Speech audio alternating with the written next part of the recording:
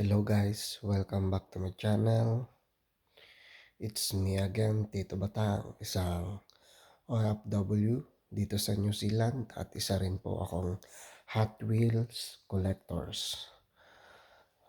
So for today's video guys ay i-share ko sa inyo ang aking 5 piraso na nabili dito sa New Zealand. So eto guys, eto nga pala ang aking unang Hot Wheels. Yan. Slide bar. Yan. Kulay pink siya. Yan. 2025 edition. Oh, ganda siya guys. Oh. Pink na pink.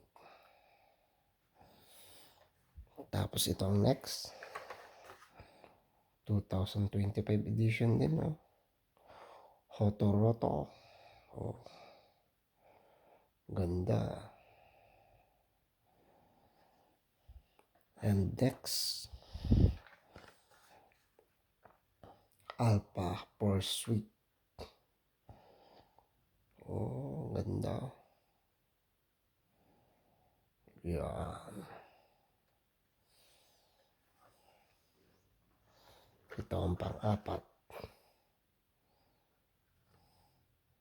21 Ford Bronco.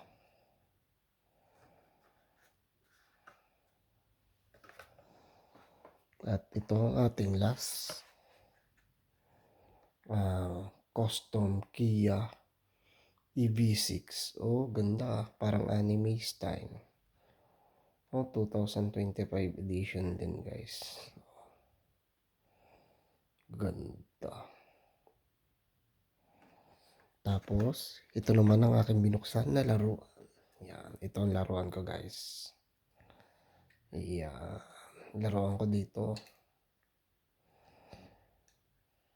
Yan. Yan po guys ang 5 piraso na bago kong bili. Yan guys ay naka-sale.